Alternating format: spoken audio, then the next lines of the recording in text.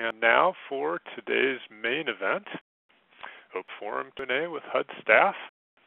This is an opportunity for NSP grantees and partners to ask questions and solve NSP problems through discussion with NSP program managers and your peers. NSP grantees and affiliates have the opportunity to ask your questions about deadlines, program design, rules and regulations, eligible uses, other federal requirements, and any other current issue of interest. This webinar is for all NSP grantees and their partners. We have with us today the familiar voices of the NSP managers at HUD headquarters in Washington, D.C., John Haswick, David Noguera, and Hunter Kurtz. And also with us today from Enterprise Community Partners is Matthew Doe. Hello, all. Hello. And so let's learn what's hot topic right now. Do you want the chart right now, John? Yeah, you could go ahead and put those up. That's one of our topics. So we've got these charts for a process called HUD Stat that the Secretary uses to track our progress on all sorts of activities across HUD. And so Ryan Flannery's been using these to try to simplify kind of where we are on various phases of the program, and I wanted to give people an update as we did that. So let me kick off and say that Hunter and David are here, and it's a beautiful day in the nation's capital. The daffodils are blooming, the early magnolias are coming out, and here we are inside. So we'll try to make it enjoyable for you. I think we've got about 4 charts here, and these should be available in some format after the presentation, I think, for you to download if you want. But basically, these show different takes on either expenditures or accomplishments for NSP 1, 2, and 3. So this first one is funds dispersed each program, and not surprisingly, NSP 1's got the most, and NSP 2 is kind of just past 50%, as we all know, and NSP 3 is really just getting going. So we have in our records, the NSP 1 funds are 86.74% drawn, a slightly different percentage than these disbursements. NS2, the expenditures are right now hovering right around 55%. And yesterday was the last day for grantees to post updates or corrections to their expenditure figures. And then for NSP3, we are just about 8.27% drawn for NSP3. So we are in the process for NSP2 of reviewing the submissions, the expenditures that you have, and we've got most of the field offices have received information on expenditures, invoices, and so forth to do a random sample. They're not due back to us until March 26th, so we're not. I can't give you a percentage of completion on that yet, but so far we haven't encountered major problems. So I don't think it predicts that we won't, but it's good news so far. So you can see, if you go to the next slide, Kent. I think this is kind of starts to get more interesting when you look at units by activity type that are completed. Now, when we say completed, we really mean completed. So one of the reasons that construction and new housing and rehabilitation are so low on the 20 to 30% range is that in order to be completed, those activities have to have occupants in the units who meet the income criteria. So those are going to substantially lag some of the other activities like clearance and demolition, which is a fairly forward in and out kind of a procedure, and you can see that one, at least as far as anticipated production, is already complete, 100% complete. And then the home ownership assistance actually was probably going to come in at some level into both rehab and the new construction, but we try to separate those out, and we're talking about units here or households, depending on the particular type of assistance. So we're hoping that these are more or less non-overlapping categories, so that we can get a feel for what's happening in a sort of non-duplicated way. The next slide, please.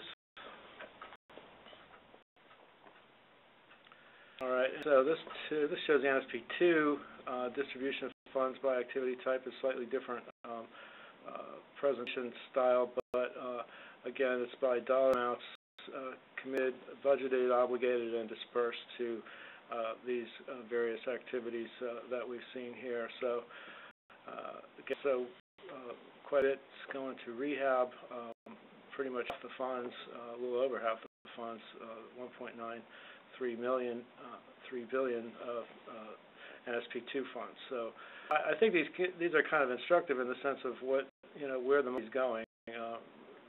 Rehab clearly overshadows new construction, but new construction is not insignificant. This is, and I think that the lower figure here for home ownership assistance may reflect a sort of more sophisticated understanding of what that really is than we probably had in NSP1. Next slide. Thank you. NSP2 completion. So we have gone over 50% in expenditures for NSP2. You can see how far behind the actual completions lag, and we're not surprised by this. We realize that there's a big time difference between being under construction and having somebody in the home and occupying it. So I was just down in Florida a couple of weeks ago. I was really pleased to see a lot of stuff under construction, but all that stuff has got months to go of construction alone, and then even in the best case, moving families in right afterwards, it's going to take a number of months more. So that brings me to my big hot topic today, life after deadlines. And one more around on closeouts. So we still get a lot of questions about closeouts, and what does that mean, and what about how does that relate to these deadlines, these spending deadlines? And so let me say that we have expenditure deadlines that are imposed by Congress for all three phases of the program. Next spring, we're going to reach completion, 100% expenditures for both NSP1 and NSP2 in February and March for the most part, and the 50% expenditure deadline for NSP3. So that's going to be an interesting convergence of activity, and hopefully everybody's going to be in pretty good shape on that one. I think NSP1 should be fine, although there are still some slow grantees. But do not expect that the programs are going to close out immediately after your expenditures are done. And that last slide shows you why, because there are certain things that we have to see before we can start to think about a closeout. So in the short run, the good news is that you will just continue to operate your program with program income, if you have some, hopefully, or just sit tight and maintain your position if you're complete and all your work is finished, because we're closeout guidelines, and one of the main things that you have to do is to complete all your activities and meet a national objective with each of the activities. You have to have all of your letter of credit expended and all costs paid except for perhaps closeout or audit costs. And you have to meet your 25% low-income housing set-aside. So most of it's going to take anywhere from 12 to 18 or more months after the completion of the expenditures.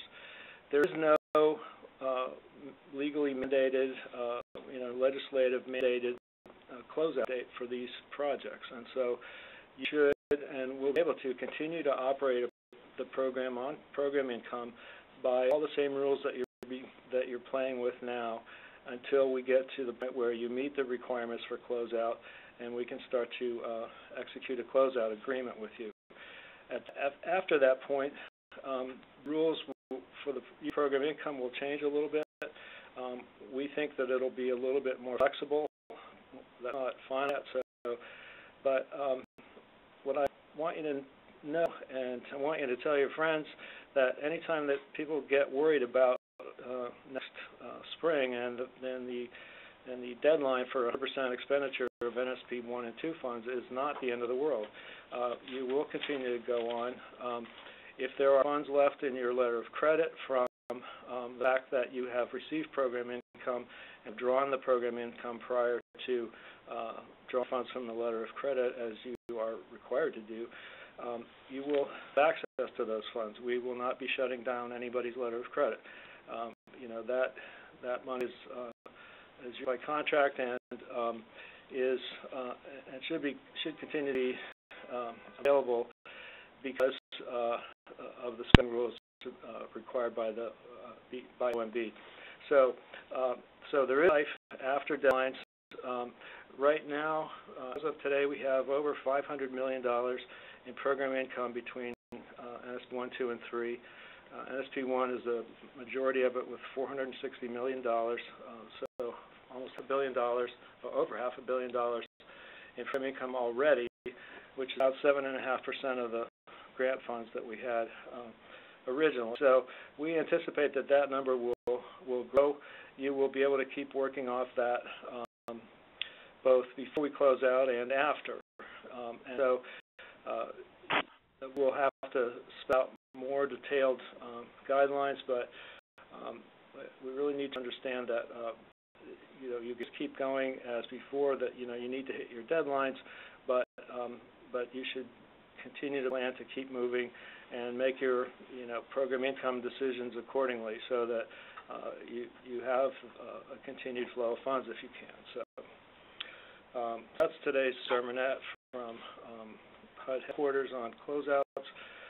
We are actively writing these closeout notice. It will include information about how any remaining NSP 1 or 3 funds that are recaptured will be reallocated. It will also talk about, this is where it gets kind of complicated, the post-closeout policies on program income, on land bank properties, and on long-term affordability of housing. They're not any real change from what we've been talking about all along, but the systems for tracking it and so forth after the grant closes out will be different. So we think we have the answers for all these things, but sometimes they need to be coordinated with each other. So we'll work hard on that. I guess one thing I want to do before we take questions is to allow her to talk about upcoming webinars and get together another meeting for a couple of minutes. Well, Thursday we're going to have the DRGR Q&A session. That's going to have our DRGR experts from HUD here discussing some issues that we faced with the new release and just talking about workarounds and things like that. We're going to have our NDC underwriting training. So that's webinar. That's sort of a prep course for those of you who are going to be taking the NDC trainings that are around the country. Then starting after that, beginning on, unfortunately I don't think it's on this list, but on March 29th, April 10th, and then April 17th, we're going to be doing something a little different. We're going to be doing a series of webinars. The series is entitled What Now? Market Disposition and Other Strategies to Dispose of NSP Inventory. The March 29th webinar is going to be opening to the series, and it's going to deal with marketing and disposition rules and regulations. Then April 5th, which is here, we're going to talk about scattered site rental. And April 10th, we're going to have looking at land banking. And then April 17th, we're going to have sort of a best practices peer-to-peer session with some of the experts from the other 3 webinars, as well as some grantees who have had some success disposing of their backlogs of property. So we're looking forward to that, and hope you all enjoy it. Okay, and then David wanted to talk about some training that's coming up, just in general terms, right? Right. So many of you will recall that we had a series of problem-solving clinics in the past. We pretty much have been using these workshop-style seminars to present information on various components of the program, along with the one-on-one consultations that we made available to grantees and subrecipients. And we're actually going to be doing another round of those clinics. So we have 8 of them coming, beginning the end of April and running all the way through July, early August, I believe. So those will be posted on our website. They will be 2-day clinics, with the first day being for the workshops and the second day being for the one-on-one consultations. And participants are welcome to stay for both days or come for one day. So please look out for the listserv announcements and the postings on the website. They should be coming shortly. In addition to the clinics, we're also going to be offering another round of DRG trainings. The in-person computer lab trainings with our provider experts, as well as our HUD experts that will be at hand to answer questions and troubleshoot issues as they arise.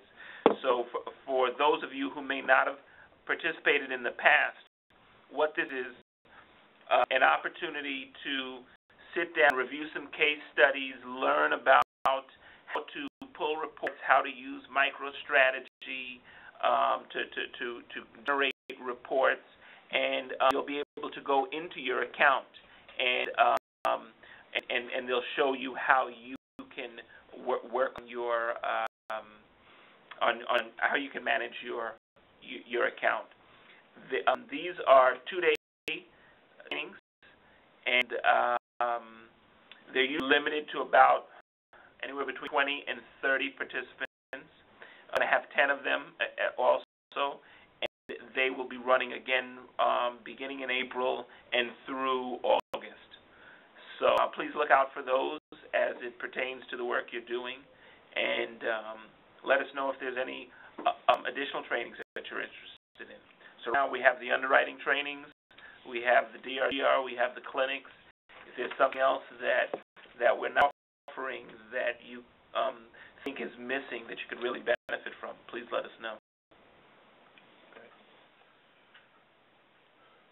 So we have 143 participants, pretty good for an informed day. Thank you all for showing up. Kent, do you have any questions? We do, and let's go first to Michael. Hi, Michael. What's your question?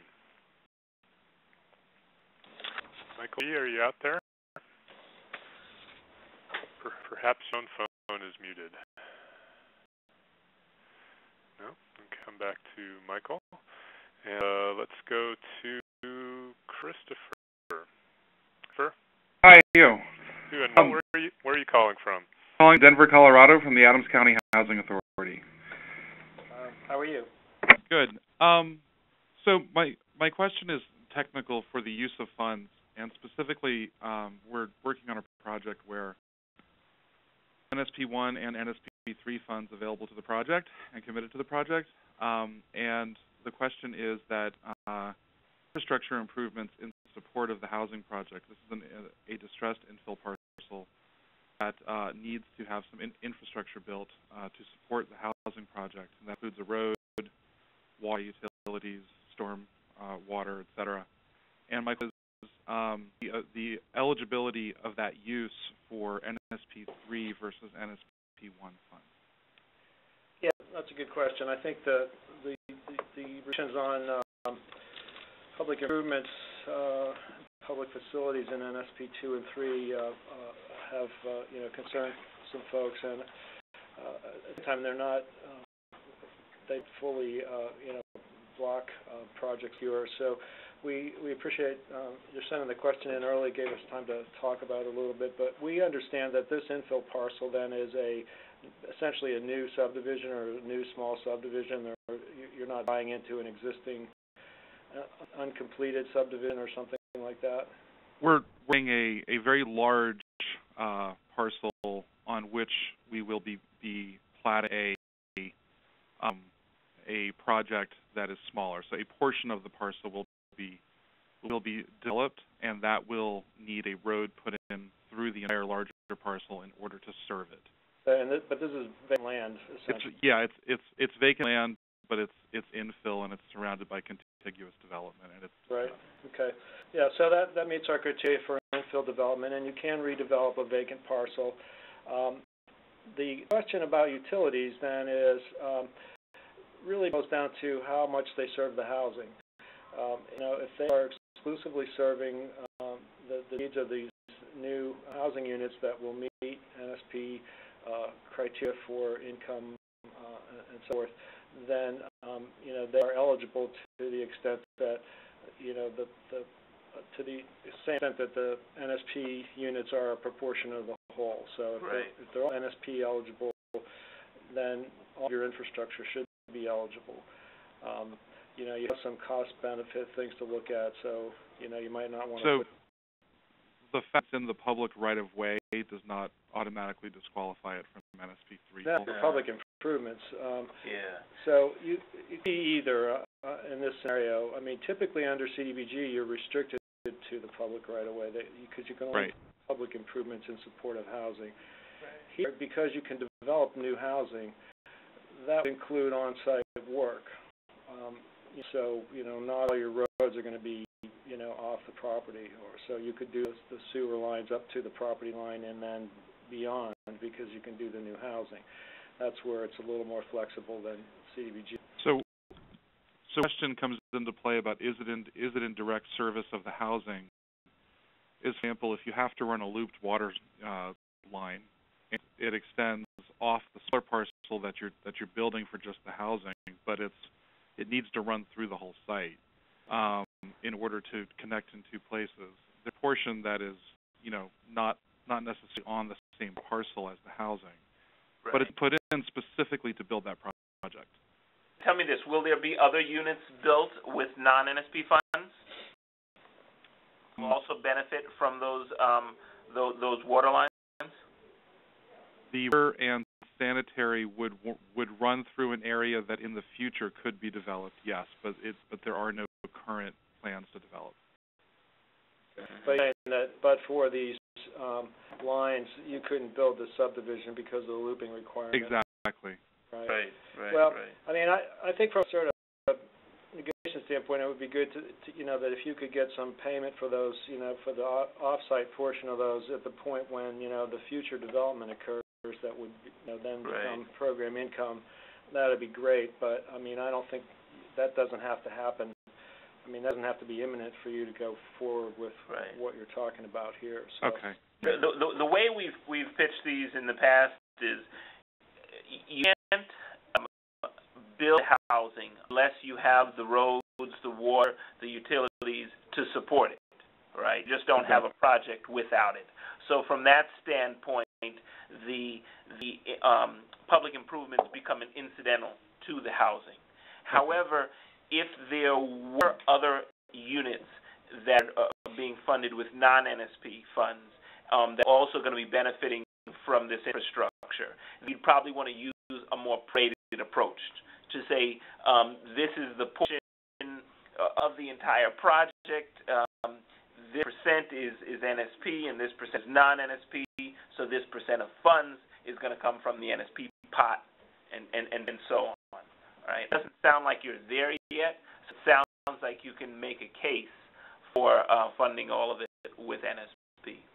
And if a second phase was contemplated as a potential development in the future, then the idea might be to structure a reimbursement for some of those costs.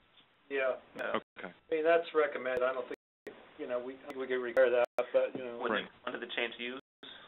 Well, no, they're not changing the use. They're basically. But those other units who may be market rate or may be. They would be affordable as well. But. Oh, okay. But that would kind of take some of the pressure. I mean, that would in effect sort of retroactively pro the costs a little bit, So, yeah. Okay. I see a problem with this, Chris. Okay. Thank you very much. All right. Good luck. Thanks, Christopher. And next up, we've got, who do we have? Rich Malloy from rainy. Well, the daffodils are blooming also, but it's rainy. Down the road from you, Kent. Can you hear me? Right. We can, hi, Rich. Yeah. It was snowing down here. That's unusual. So, Oregon? anyway, got a couple of questions. I'm with the state of Oregon, by the way.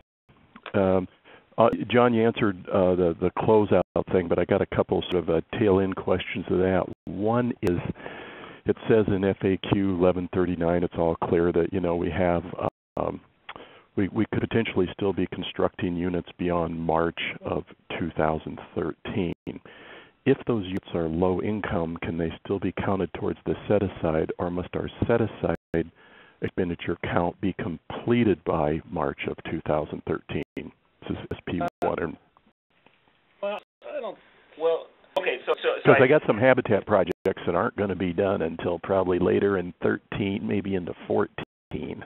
The new construction slowness. With other sources of funds and stuff, you mean? Yeah. So are you saying that you may get to equal to 100% allocation, but you would not have spent the 25 the set aside funds? Be close. I'm probably going to be okay, but what a commitment from a habitat to build some low-income units, and it's about $500,000 worth of NSP. We're a little bit over par. I got cushion, but my question is, do you know if we're going to be able to count those? If we're not, it won't be the end of the world. If we can't, I'd like to try to count them. Is the point? Yeah, well, that's a good question, Rich. I mean, so 25% is based on the dollar amount. It's 25% right. of your grant amount at least, and so that's one level. So I think that you would have to be damn close to 25% expended on that by the time you're fully expended.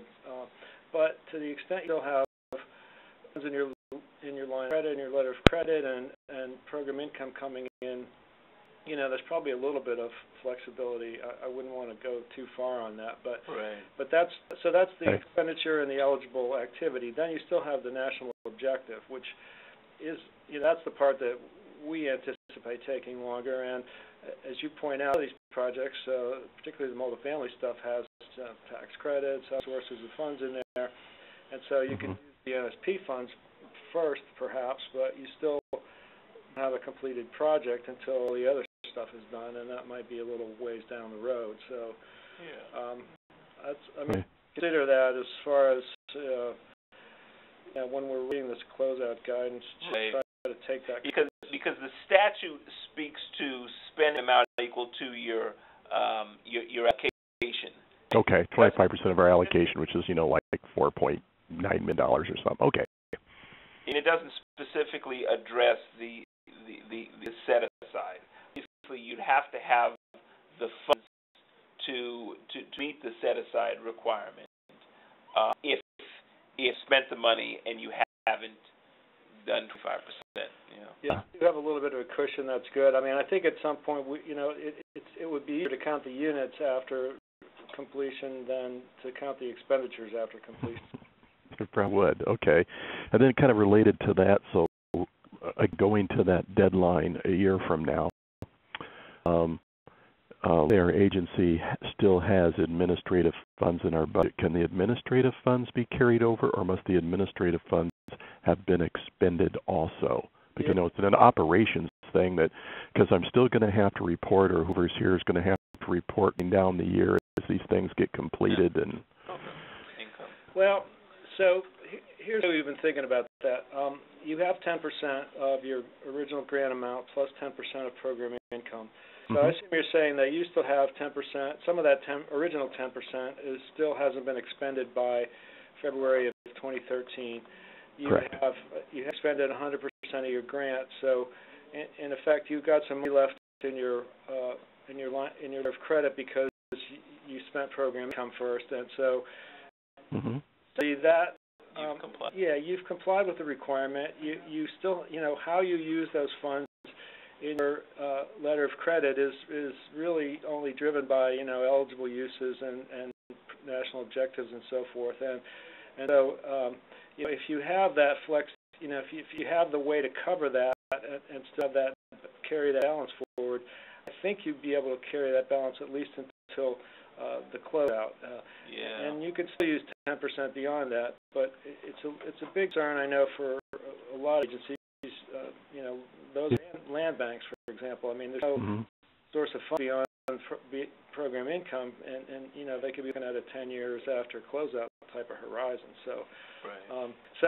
That's what I've been telling people. I had this conversation with some folks in Florida a couple weeks ago, and their problem was that they weren't expecting all that much program income. So the more program income you have, the more flexibility that you have, and you're only, your restraint on that 10% is, 10% of the grant and dollar amount rather than, and program income amount rather than, 10% until you reach 100% and then it's all over. I mean, that wouldn't make any sense. So. And that's okay. And just one last really quick thing. So, how's it going with NSP3 and target areas? I brought this up before. You guys are probably tired of hearing this from me, but the nature of our target areas is such that get a reasonable minimum number of units to make an impact, in that target area, and we, approve that target area by an amendment to our plan. Then we find that the actual REOs on the ground aren't there. So we recently did an amendment to do that, and here's what's going to happen is we get a count on the units on the ground, but in order to get enough units, even if it's 10 or 15 for a small target area, it drives the minimum unit thing up pretty high, and I think we could probably achieve about half to 2/3 of that minimum unit to make an impact, just by virtue of the fact there aren't enough units on the ground. Does that make sense? Yeah. Well, so, yeah. It's just not dense here. This isn't St. Paul, Minnesota, where I used to live, where it's really dense and it was no problem. It's kind of spread here in Oregon, I think it's going to really come down to a judgment call on your part to, that what you are left with or what you can actually accomplish under the original scope essentially is meaningful. I mean, our minimum target, our minimum treatment units were a suggestion, so they were not a hard requirement. But I mean, I think what we were trying to get people to think about is, well, but if I just do 1 or 2 units in this census tract, it's probably going to just disappear and whatever. Yeah, I agree. I mean, it's a good idea, but yeah. Yeah. So if the choice is to continue at a lower level of treatment or to end into an area where you're confident you've got more units, I think that's sort of up to you. But I think once it starts dropping below maybe half of what your commitment was, you probably ought to think about a different area. Okay. Because that may mean some areas won't work. We do have a couple hot spots in Oregon where it would work pretty well, but we got a couple that the data, the needs thing, it really didn't pan out in reality. Right.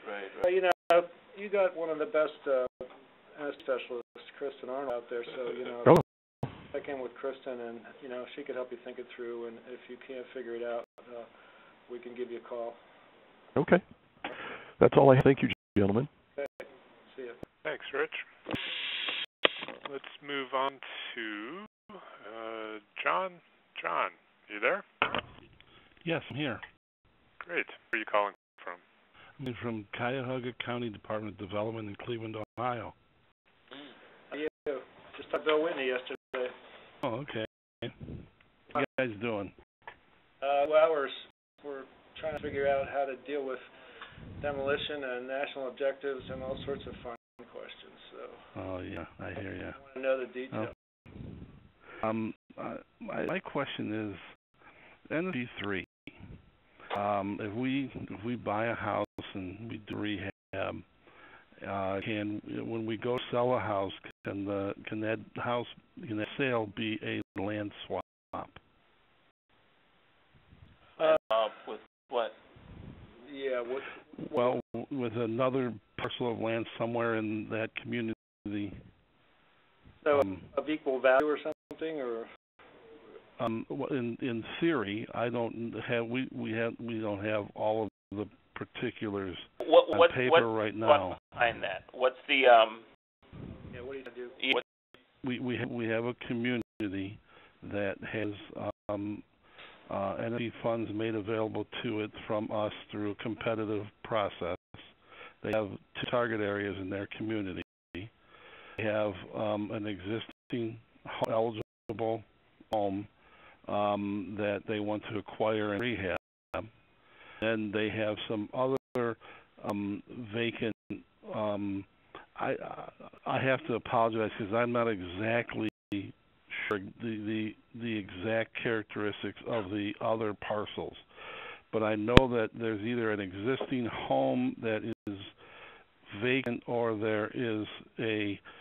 I think there's a vacant home on this property because they want to then swap the to get the owner and then for that land.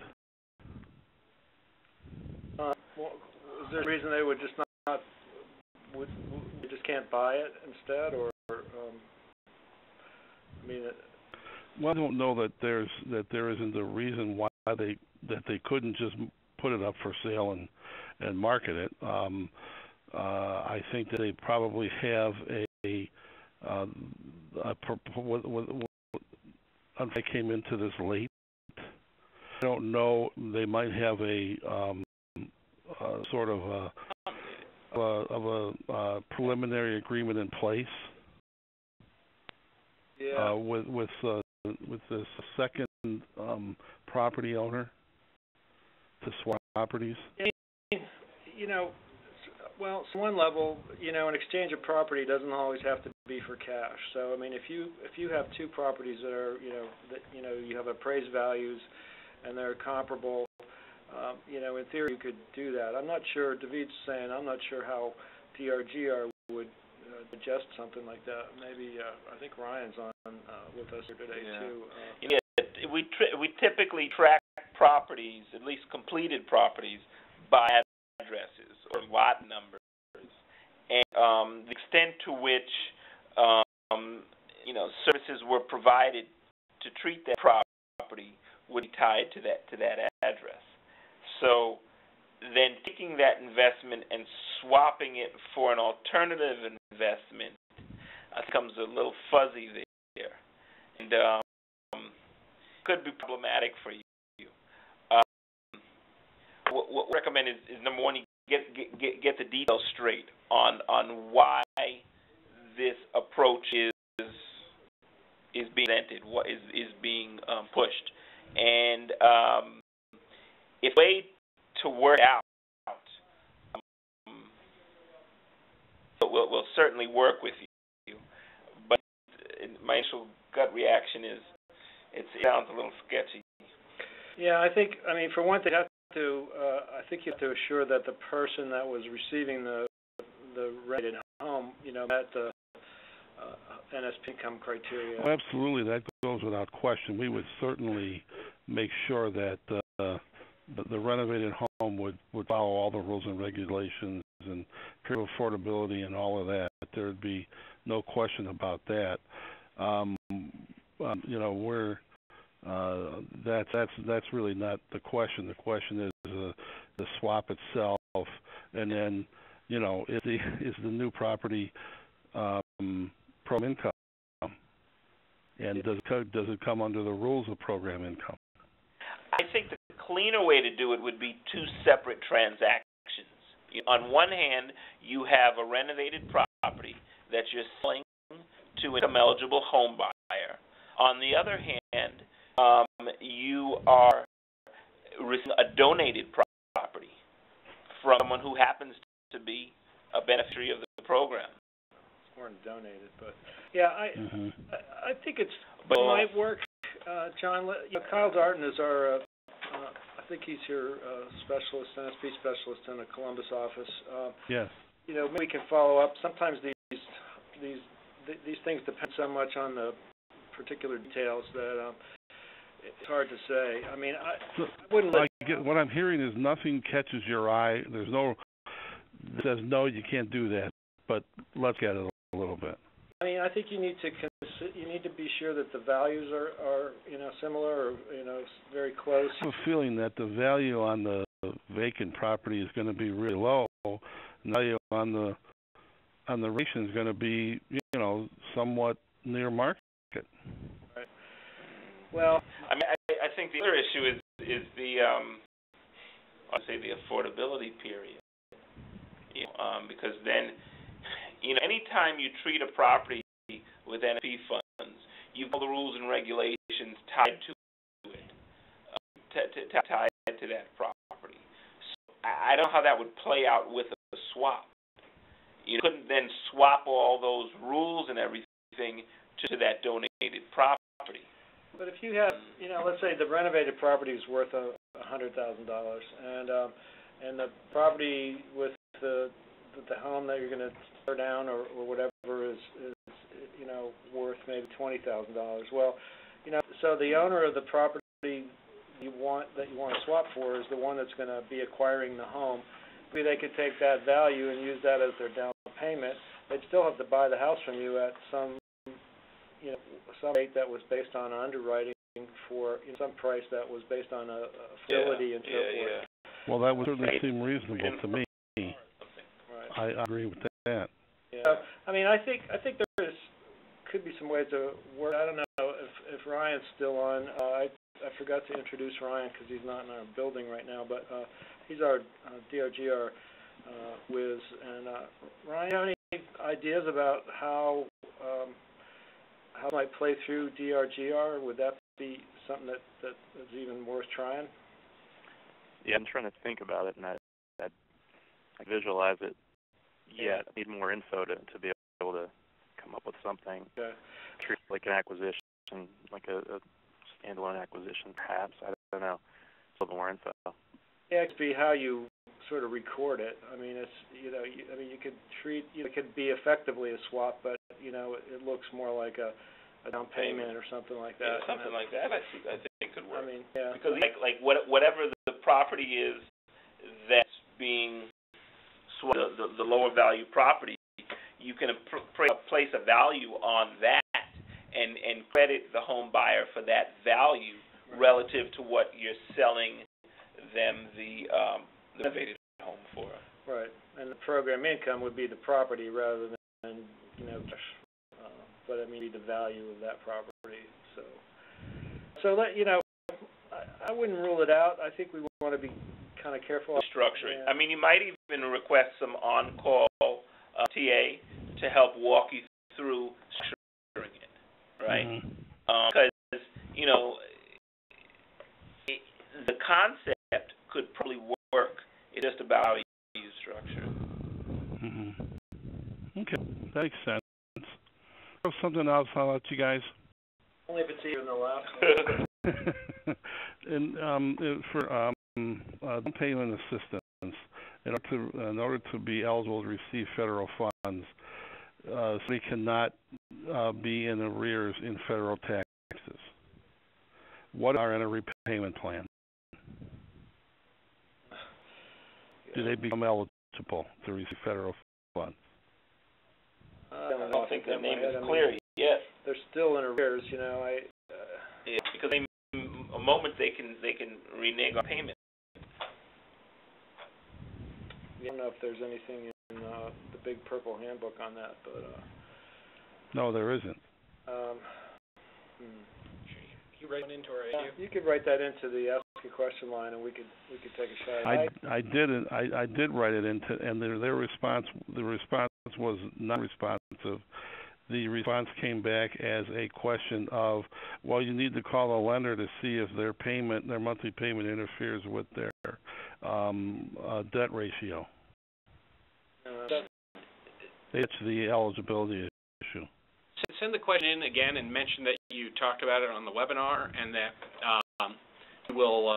that HUD asked for it to be sent to them. Okay. Yeah, we do these is that we have a group of highly trained people do answering the questions, and every week they send us the ones that they can't quite get their heads around, or ones where there isn't policy yet, and we sometimes can't get our heads around them either. But so kind of, and there's also a level of review in between there. So we do get these kind of stumpers that we'll just ask them to come to us, and we'll try to take a shot at it or come up with a policy. I'm guessing that unless they're out of that workout plan, they're still technically in default and still in arrears. And I got to ask myself, is that really how comfortable am I with somebody that's already kind of strained that way economically? I mean, I don't know. I'm not getting a good feeling about it. Okay. All right. Thanks a lot. Right. Take care. Sorry you didn't answer the first time. Thank you, John. And next up, we've got a question from Robert. Hi, Robert. From Springfield, Mass. Hello. How are you? Good. And it's a question about affordability period. We converted a two-family house into a single-family house, and we're approaching closing. The house appraised at $80,000 and will sell for $65,100. And we're going to use recapture, so it gives us a difference of $14,900, which is a 5-year affordability period. This particular house never had a driveway, and we've had difficulty selling it. And in the developer's negotiations in the sale, they agreed to install a driveway. But in the Northeast, the factories are closed until spring, so they want to escrow $2,800 for the driveway. And my question is, that $2,800 that'll be escrowed, is that direct subsidy to the buyer that's to be counted towards recapture, so that to a 10-year affordability period? Well, it's escrowed with the seller's attorney. It'll be paid directly to the contractor that the buyer picks to driveway. All right. You said that you've got $80,000 appraised value. How much do you have into this property? $78,450, I think, was the grant amount. $450. Okay. So there's actually some value that's been created. I mean, you don't have a development subsidy at this point. Your total development cost is below your appraised value instead of above. Right. The appraised value. Near equal to market. Right. Right. So it's not an affordability period question. It's more a treasury question. Can you draw down those funds ahead of your need for them? I think the developer, we amended our agreement to get this $2,800 into driveway, and I think they've just set that aside. At closing, I'll put a little bit back in program income from them. Uh-huh.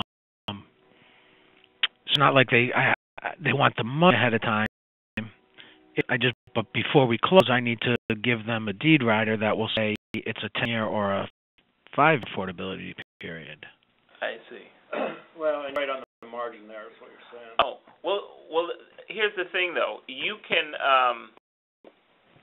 those home timelines are just the minimum threshold.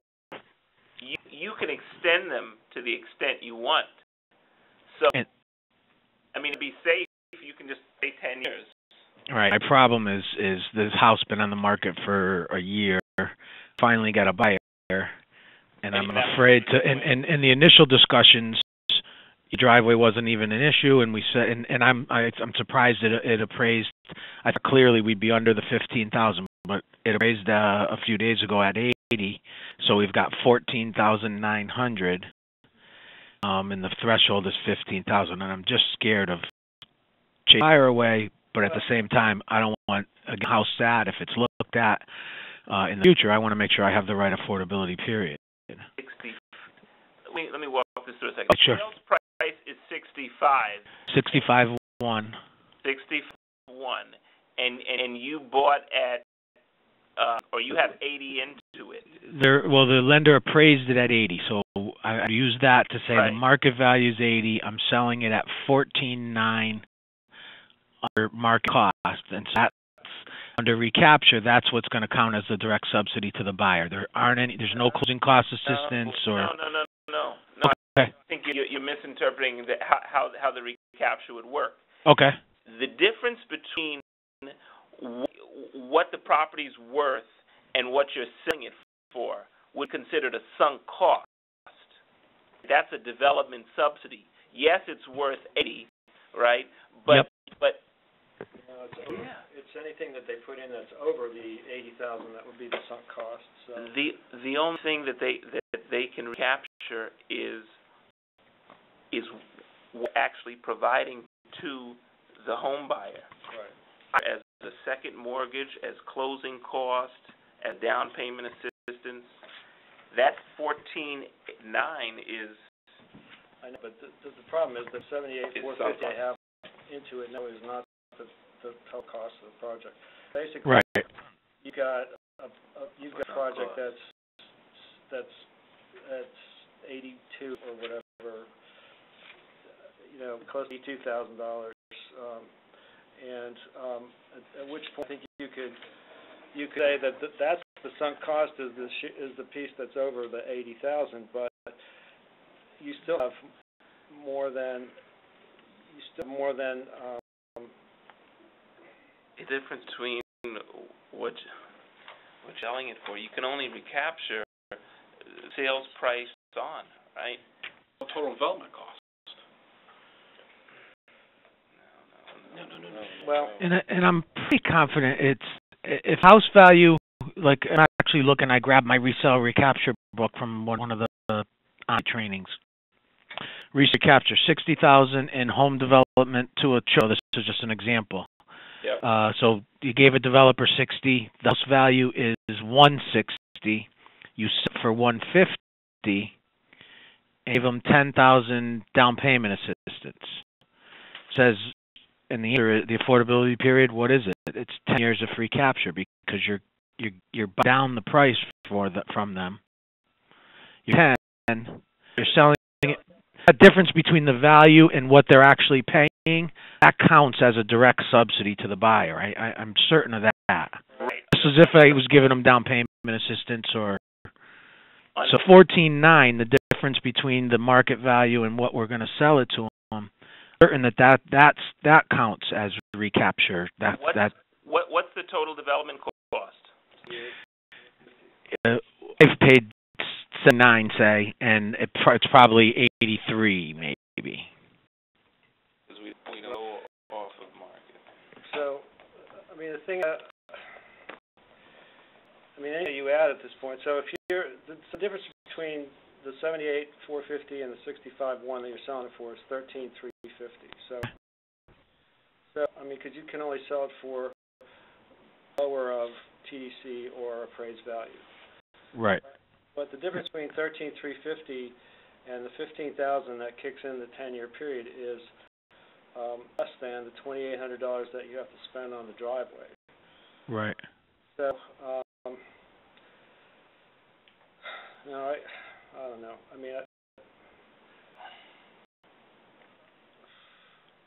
way around it?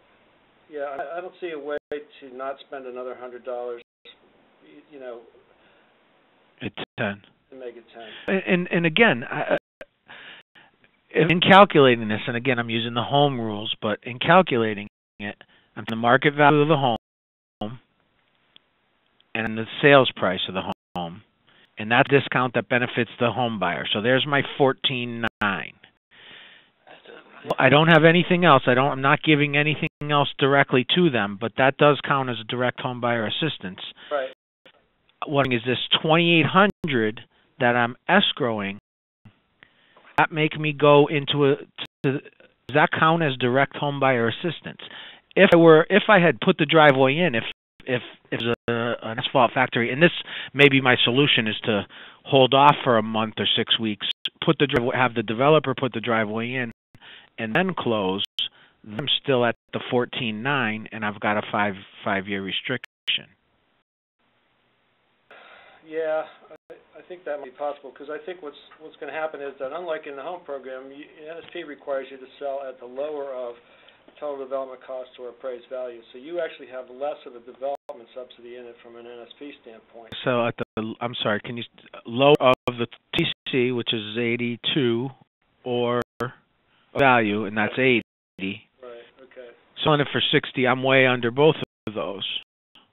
I'm 62.1 or 65.1. Right. So I guess you could have some amount of development subsidy above 80 to get it down to 80,000 that you're selling it to, but you still have this 14.9. See, what I think you would do is sell it at 80 or 78 or whatever. Can't sell it at that. Give them a second for the 14, making the sales price 65. 65. Okay. Recapture. Yeah, capture. Okay, and just weird I've never escrowed this money to do anything down the road. Usually the house is done and calculate affordability period I have. And again, I've done it more in home than NSC, but I'm using that as the safe harbor. If you actually look at it as your total development cost is 81,000, and then you're going to discount, you're going to drop the sales price to appraisal, which is 80,000, and then sell it for 65.1. Then you're still at the 14.9, and potentially you could do it that way. But what this 2,800 that we're escrowing? That's what I'm worried about. So that becomes part of total development costs, and now that's over 80,000 gets written off as a development subsidy. To the developer, it doesn't count as a direct subsidy to the home buyer. Well, a portion of it is above the appraised value. Above the appraised value, right. And I think this 2,800 is what basically puts it above it. Yeah, but then you're still back to an $80,000 value and a $65,100 price. But my 14.9, where I can keep it to a 5-year affordability period, and it's not like I'm concerned this area is sad, and the reason I can only get 65 for a house that anyone would be 80, it's because it's a more of a dist area, and I'm sure well beyond this 5-year period, it'll be available to income eligible people. Well, and the other thing you might find yourself doing though is lowering the price. If you go below 65,000, then you're into 10-year territory anyway. So I don't know. Right. Or increase the subsidy that you're going to offer at the current sales price. Right now, there's no real direct subsidy other than they're getting it below market value and throwing a driveway. But my first 2,800, that keeps us.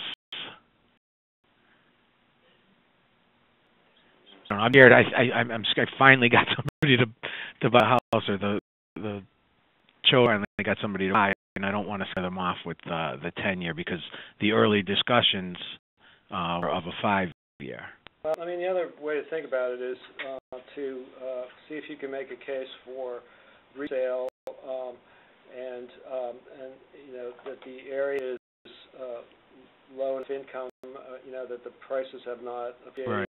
And therefore, you can meet that exception criterion, so that you can impose a resale, and then just not have to not enforce the resale provision. I can't think of the name of that. It's presumed affordability.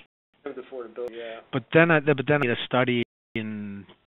Yeah. Which that would be, and I've got a lot of areas that'll work, and I've looked into doing. I just haven't had time to try to document everything to do that, because that would make my world so much easier. Because I really need, and I haven't looked all in depth at that, but I need like a formal market study, and it probably have to be done annually. No, you just do it once, but it is. I mean, there's a fair amount of work involved. Yeah. I mean, I don't know what to say. I mean, you can't lower the price anymore without hitting the 10-year number anyway. So, I mean, I don't. Right. Maybe the solution. If I'll have them have a 10-year conversation, and if that's then they wait 6 weeks and we put the driveway in. Then we go forward, and then I'm just at my 14.9 because that's still just a development cost. Yeah, I mean, I think it's a development cost whether you pay it now or escrow it. Pay it on or escrow it. That's what I think, but because it's not done and it's not, I don't have the city have a contract with the contractor who's actually going to install driveway after the fact. That's what makes it different, and that's what makes me nervous. Somebody comes and looks at it later. Okay, I don't want to take more of your time on this. I thought it was going to be easier than this, but I appreciate your feedback. Yep. I'd recommend you put an on-call TA request. I mean, this is, or you could even just send in an AAQ. We've got some folks who specialize in the home rules who could probably walk you through it. Yeah, that's true. Okay. And the on-call thing is quick. We do those every week. It would just be somebody to walk you through it on a telephone. We could give you several hours of an expert's time and figure out your best solution. Okay. After the resource exchange, I did type this question, and I sent it in yesterday because it just kind of came up yesterday. Well, it's the it's the technical assistance page. Okay. Where you want to ask for technical assistance. Okay. Jim, thanks for your time. All right, good luck. Okay, bye-bye. Thanks, Robert. We'll talk about a tough story question. Those were the hardest ones in school, as I recall. Trains moving at each other. That's right. Anna has been patiently waiting for an answer to this question. She writes, she's with a nonprofit neighborhood developer, and they're an NSP2 subrecipient. They're doing some scattered site rentals with a neighborhood partner doing property management and assisting with financing. Are there restrictions on them retaining an interest or joint ownership in the project? Scattered site rentals. Joint ownership with the home buyer? With the neighborhood partner, perhaps? Rentals. So, I don't think so. These things could be owned by any number of entities as long as they continue to meet the income criteria and the houses are maintained and so forth. They just have to negotiate that with with the grantee. That's a matter of negotiation. There aren't any prohibitions on it, though.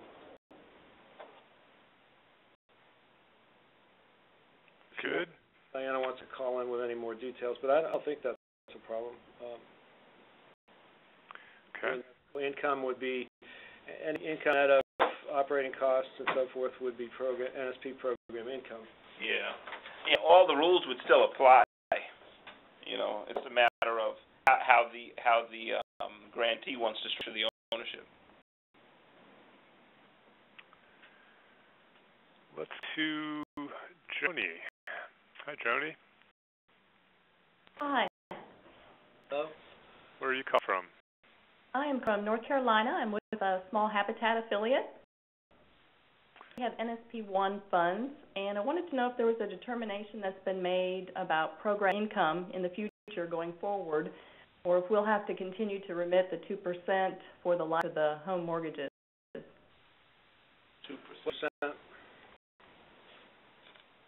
Right now, we're remitting 2% of our monthly program income. To the state? Yes. Their Yeah, policy. that's a state policy, so that really Not a HUD policy. HUD's policy will be that program income will likely retain the character of NSP, pretty much into the future. The state is a annual recipient of CDBG funds, so that we'll probably kind of merge it with that program into the tracking and so forth. But Cord came out. Yeah.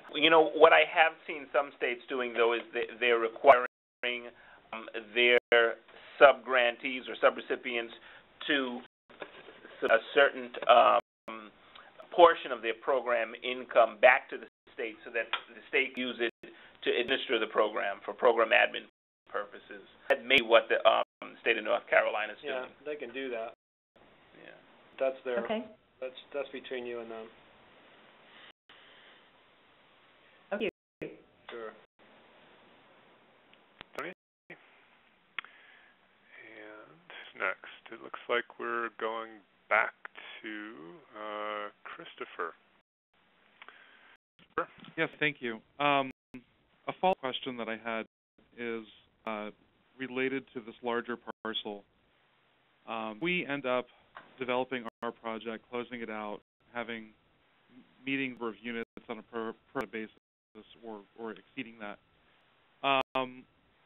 And was a portion of land subsequently sold, private developer generating program income, would that land need to carry underlying restrictions associated with NSP? Excess parcel. No, it would just be program income, and the requirements would track the program income, not the property. Okay. Okay, enough then. Thank you.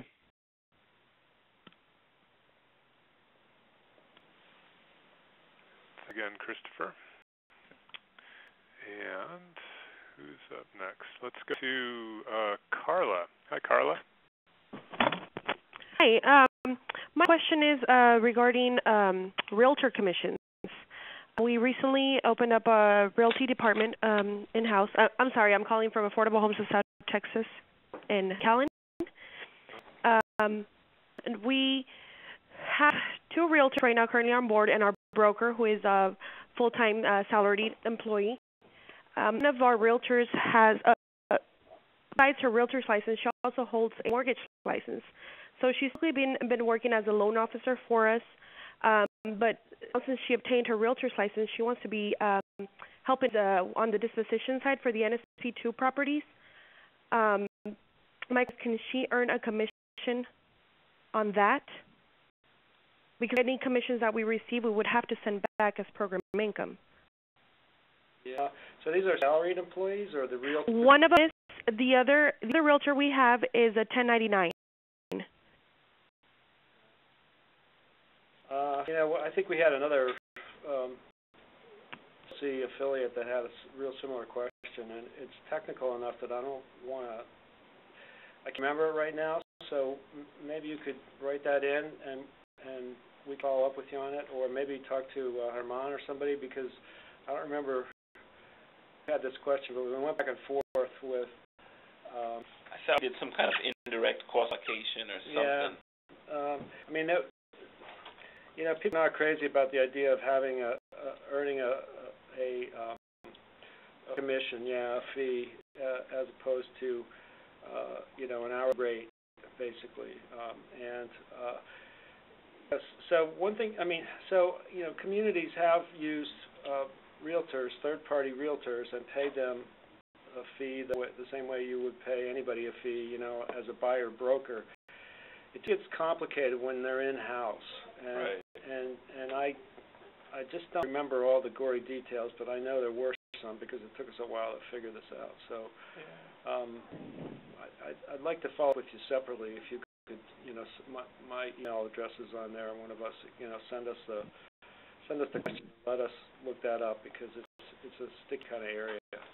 Okay, I will email you on that. But we say it would just be best to have them on salary and not pay any commissions at all. Yeah. Definitely. cleanest way to do it, for sure. Yeah. Okay, I'll definitely follow up with you, John. I'll send you an email regarding these questions. Sorry, Thank you. It was like a year and a half ago, and my brain doesn't reach back much from last week sometimes. Thanks. Thank you.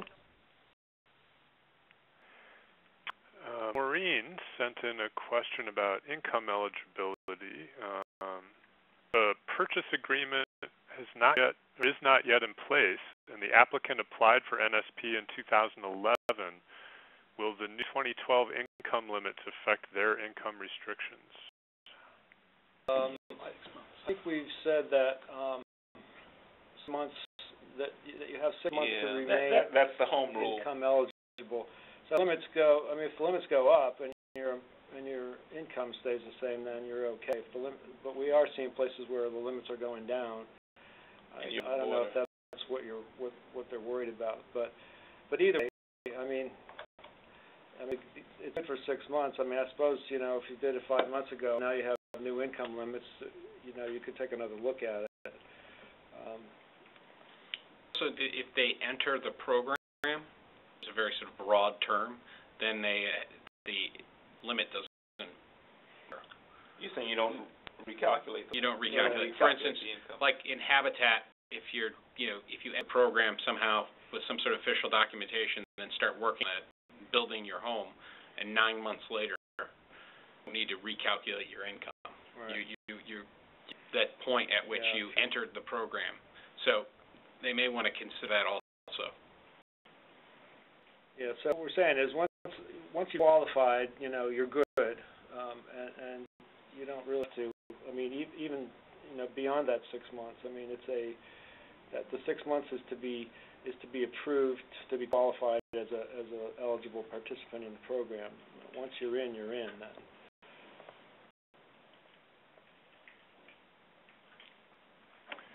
Okay. Let's see. We spoke with Carlo, and so if you've asked your question already and you have no further one, if you could click your low hand button, that would help me out. Let's go to Vicki. Hi, Vicki. Hey, Vic. How's Rockford? It's doing okay under the circumstances. Good. What's happening? Well, we've a lot of developers going under right now. Developers and builders and contractors. And so we had a lot of situations resulting from that. Yeah. I'm in the middle of typing a second question, so I'm trying to remember what my first question was. You can start with the second one if you want. Let's see. We have a situation where we had a developer acquire a property, and haven't gotten all the details yet, but it's my understanding from talking to the Rockford Housing Authority that at the time they acquired the property, the Rockford Housing Authority was also doing their annual inspection of the property. Because the property didn't meet housing quality standards at the time, and it wasn't going to meet housing quality standards with the time frame that they required, the tenant had to move in order to maintain their Section 8 status. So she moved, and now we're trying to figure out will she be eligible for relocation costs. She was able to maintain her Section 8, but without moving costs. Why did she move? She moved because the property wasn't to meet housing quality standards, and that was probably because she lived there during the period of time that it was undergoing foreclosure. So, you've got a bank involved, you've got, an investor involved that no longer cared about the property, and then it transitioned into new ownership, but the rehab wasn't going to take place for a while and still hasn't taken place? Tenant of the housing authority in a scattered site unit with a Section 8 certificate. Is that okay? I call Maureen Thurman in Chicago, the relocation specialist there, because this Uniform Relocation Act stuff is pretty tricky, and we've had some grantees sort of try to do the right thing but still manage not to quite get it completely right. So I don't think that her displacement was caused by your acquisition of the property, but and she was relocated to another unit, but did they help her move or anything, or? No. Yeah. I'd really defer to a relocation expert on that. That stuff is way beyond my ability to understand. Okay. Maureen, she's very experienced. Certainly do. We're around about the same length of time. Let's see. I'm still trying to remember what my other question was. Vicki, your other question was about structuring repayment documents. Oh, yes. Because the developed subsidy is due and payable should an owner-occupant fail to occupy the property for the term of affordability, I'm wondering how best to structure that into the development or the legal agreements that we sign with the developer, the CHO, or the homeowner. So wondering what recommendations there are to try to recapture that, because that's money that is really granted to the developer when he's developing it, and I don't know how you could recapture that, and I'm trying to structure it so there's as little liability on the city's part to pay for something like that out of its general fund should it ever happen. When you say development subsidy, you're talking about the amount of money that it took to complete the unit above and beyond the appraised value or what you sell it for? Correct. That's not recoverable. You don't recapture that. That's a development subsidy. I mean, that's why it's different than a direct subsidy. The only subsidy. Well, you know what? That's what we thought too, but some guidance came out. Let me look at guidance that just kind of threw us for a loop. It's called CB 12-003, and it's an example on page 15 that certainly makes it sound to me like that developer subsidy has to be repaid. Positive it does not. I don't know who put that out. Was that a home publication or? Let's see. It looks like home. It's resale and recapture provision requirements under the home program. Well, I'll take a look at that, but I mean, the whole idea is of the subsidy is that you can't get it back. I mean, it doesn't exist as far as market value. Yeah. So the reason you're having a problem is that it's not doable. So we have other guidance from home that I think makes quite clear that anything that's above the appraised value that it takes to develop the home is a write-off. That was what we thought until we saw this, and then we kind of got nervous. Yeah, well, I'll take a look. We're wondering who would ever buy into home ownership that was funded with home in those kinds of situations, where they might be expected to pay back all these thousands of dollars for development subsidy. And Rockford's, an upside-down market. We put a lot of money into property, and there's value's just not here. Sure. Well, I mean, think of it this way. I mean, if you actually expected somebody to repay that, then you would be saddling them with a debt that exceeds the value of the home, which is, how we got here. So, it's just not workable. Okay. But I talked to some folks over there and checked out this 12003, but I just having understanding why they would say that. So yeah, it's in the example at the kind of the top of the page. So yeah, that would be great if somebody could look into it and go to sleep at night. Can I ask you a quick question? Sure. Back to what you were saying. You said concern. You need to figure out how to write this in there because of no one living in the unit during the affordability period. Is that what I heard you say? It says in the guidance that if someone fails to occupy the property during the term of affordability, then the home funds, including the developer subsidy, would have to be paid from non-federal funds. right. Would have to be repaid. Okay. Well, I don't see how you could make that work. So I'll have to talk to them about that and see what they had in mind. But I agree with you that it creates this sort of some possible situation. I mean, it may be that the home folks, that the home program just requires repayment of everything. If the project goes under, but that's not a requirement of our side of it. So.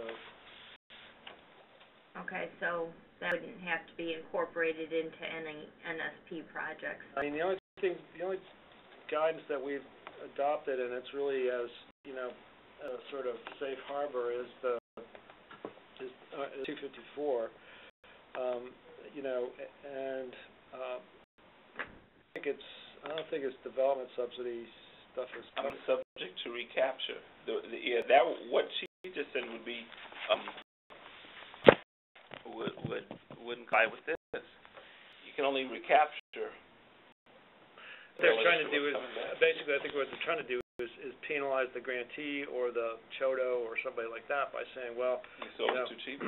Yeah, or you didn't maintain an eligible tenant in it or resident, therefore you owe us all the money back, which would be a big disincentive to participating in this program, I would think. So. Mm-hmm. Absolutely. But I mean, I think for our purposes, we don't have sort of their rules on use funds and if funds were misused or improperly used, what the penalties are fall under a different section of the home rules than the one we adopt. So I just don't think that's in there. Go see if Earl's over there and put him on the spot. We're going to across the hall and see if Earl Cook is there to maybe answer this for us, but I don't see it as a problem for the NSP program, Vicki. Okay. If we find more, we'll get back to you. Okay. Good luck. Go sleep at night. Thanks, Vicki. And who's next? Tom, I see your hand up, but I can't unmute you. There's no phone icon. So if you click the Event Info tab in the upper left of your screen and call in, that will help out. Meanwhile, let's go to Dorla's question. She says this is in regards to selling homes at reduced prices. We have homes that haven't sold in 6 months, and we've reduced the prices. We're paying affordability period on the direct subsidy, not taking into account the reduced price. Am I hearing that we should take the difference between the first list price and the reduced price, which is based on broker's opinion?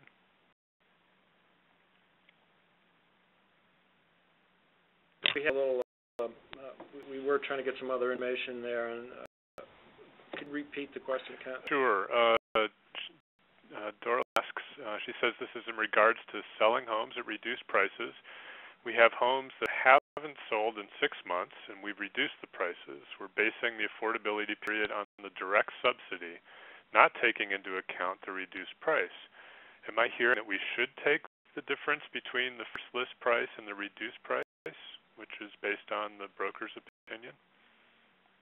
That's the way it works. Yeah. I mean, if the value or the broker's opinion is still the same, and you keep lowering price to sell the unit, then you are increasing the amount of the direct subsidy because it's still the home's value is still what it is. If the value is going down,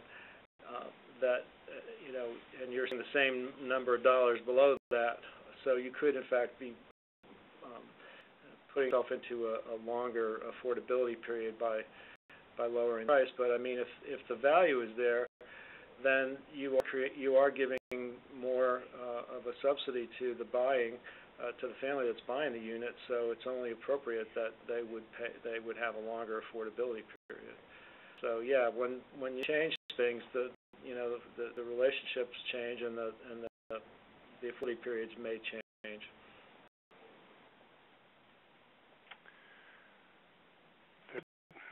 And let's go back to, I'm going to go back to Michael G., see if he's there this time. Hello, Michael, are you there? Michael, his question is it possible to mix NSP 1, 2, and 3, or any combination, into a single project?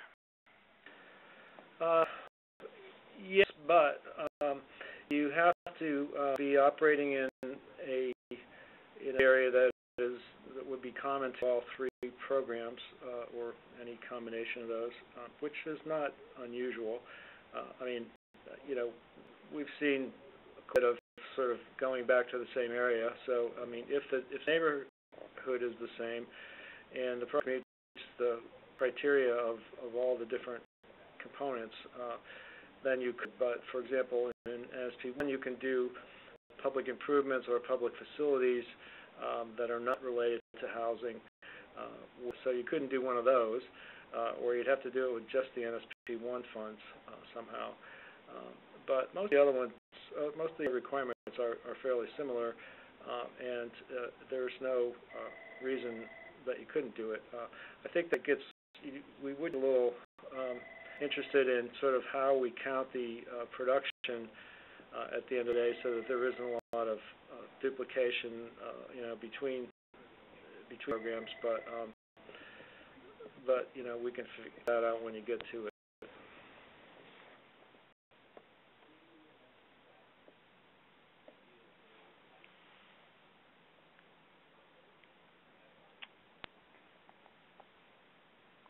And I'm scanning for additional questions. At the moment, there aren't any, but a lot of times people have a little flurry of questions after they hear me say that. So in the meantime, let me... We are getting some... So just talking to Earl Cook, who is one of our more experienced home staff people. So trying to explain that question that Vicki had about the repayment of the development subsidy. So hopefully we'll get a follow-up on that. And for those of you who want to stay tuned. Very good. And just a reminder that today's event is being recorded, and that recording will be put along with the slides you've seen, and shortly a transcript of the event onto the Resource Exchange website. So look for that in the next coming days or two. And a reminder of some upcoming webinars, and I apologize that there's 2 that are not on here that are spoken about. Dates again, Hunter, were March 29th, is that right? Let me check here real quick. Yes, March 29th is the Marketing and Disposition webinar, and the beginning of the WOW Marketing Disposition and Other Strategies to Dispose of NSP Inventory webinar series. Otherwise known as Dispomania. Dispomania, very good. And the second one that's not on here is April 17th. Is that correct? Yes, and that is a best practices peer-to-peer roundtable and the conclusion of the webinar series. That is going to be with some grantees as well as experts in the field of marketing, scattered site rental, land banking, and just disposition in general. I think we could tell from several of the questions today that there are these sticky points and difficulties with selling houses, and when you lower your price and you're increasing your affordability period, or you're trying to do more and then you're creating additional subsidy, or at the same time you want to sell the houses and get them occupied. So there aren't any perfect answers out here that I've noticed, but I think that there's a lot of interesting thinking going on, and we're looking forward to this series that will allow people to really push what they understand about selling properties and creating options for themselves if they can't sell them. You have a couple more questions here. Let's go to Tom. Hi, Tom.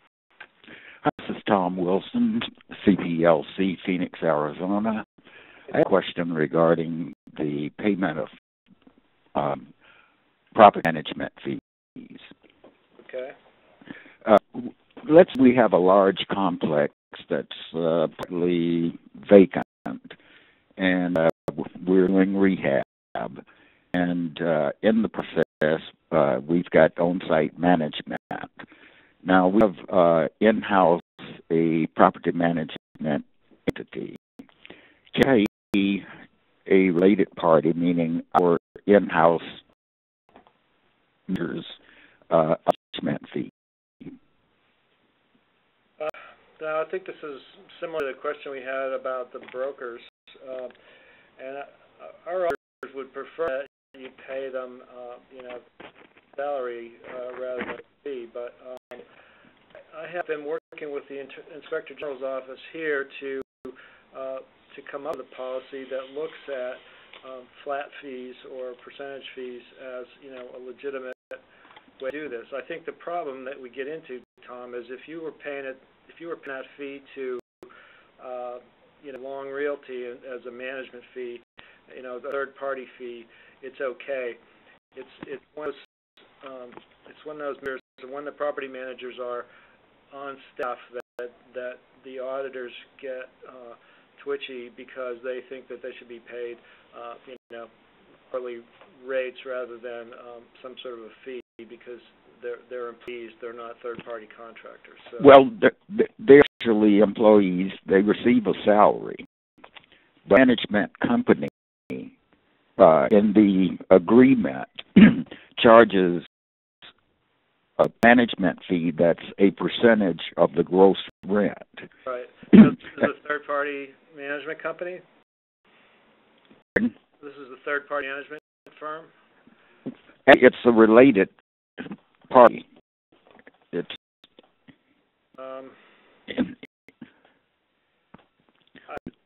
that X nonprofit corporation, the NSP2 grantee, and X has Y Property Management LLC that has experience in managing rental property. So we enter into an agreement for Y to match the property that's acquired and rehabilitated with NSP2 money. The question is, can Y be a management fee the same as if it was a third-party entity? You'd think so, but I really think we had some trouble, and I'm going to have to. We had an earlier question from Affordable Housing South Texas on real estate brokers, and I had to do some research on this, Tom. But you guys had it. I mean, we want to run you, and I forget the consortium that was involved, but I remember back about a year and a half ago. Mm-hmm. And I thought we kind of decided that if they were employees that they couldn't get a fee. Now, if it's a related company, probably I don't have as much of a problem with that, but I got to tell you, our IG has been really pretty tight on these things, and they have not to understand that, you know, a related company type of a developer is a, you know, sort of state way of doing business, and it's not because they're you know, somehow different, but the problem is that I think the city is not used to looking at developers and not understanding developers in the same way that we do. But you guys are all sub-grantees as members of the consortium. So, I mean, I think you're on. I mean, I say this. I know in Phoenix you're on thin ice all the time, but I think, you know, that's a problem. And I think you're better off paying them, you know, direct expenses, you know, with invoices rather than a flat fee. I just don't, you know, I mean, you could do it, but I've been seeing a number of findings, so I would not advise doing it. Yeah, it's not a flat fee that's paid. The agreement is for 8% of gross income. Well, it's okay, but it's a fee. So, it's not yeah. I think you should pay actual expenses. I mean, I think that's the safest way to go. That'd be worse than paying the percent. Well, with the number of properties, the property management arm can share cost, but it's one project or one property that's trying to sustain maintenance and management staff and everything. Then it's a different ballgame. Yeah. Well, this management company, this affiliated management company has other properties that they maintain and manage for you guys? Oh, yes. And those projects funded? Section 202, are SNAPE project-based, some are tax credit. And they're an affiliated company that is managing them on a percentage basis, and correct. And you've gotten past audits with the arrangement. Well, that's good. I mean, I'm a little hesitant in this area because I have been fighting too many audit findings for my personal taste. So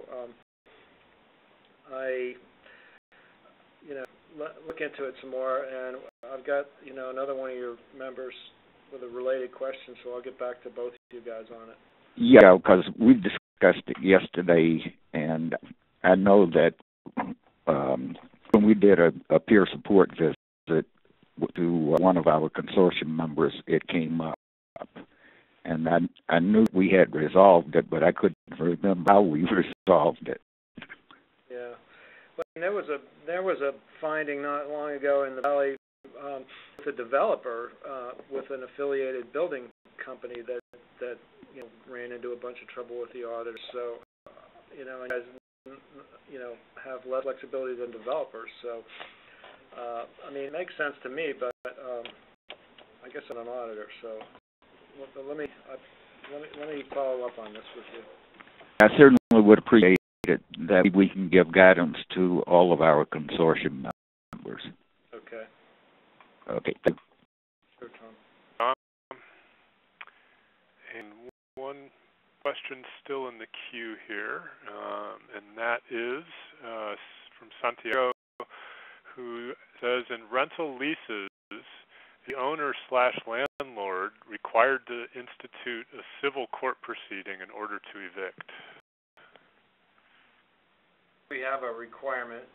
I mean, I don't think our rules go that deep into a program, or lease situation. So I would consult my attorney on that.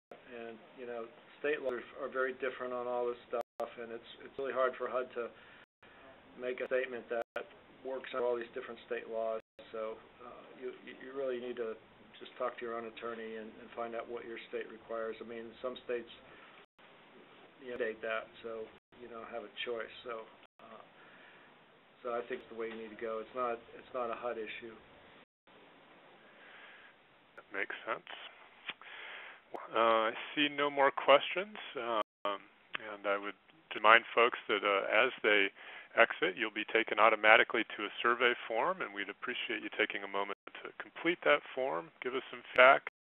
Written comments are especially helpful. Numbers are always great, but written comments are even better. And I'd like to thank all our panelists today, John Laswick, David Noguera, Hunter Kurtz, Ryan Flannery, and the very quiet Matthew Doe. So thank you all for helping these NSP grantees out today, and thank all you NSP grantees for being here. And we look forward to seeing you all soon on another NSP webinar. Take care, everyone.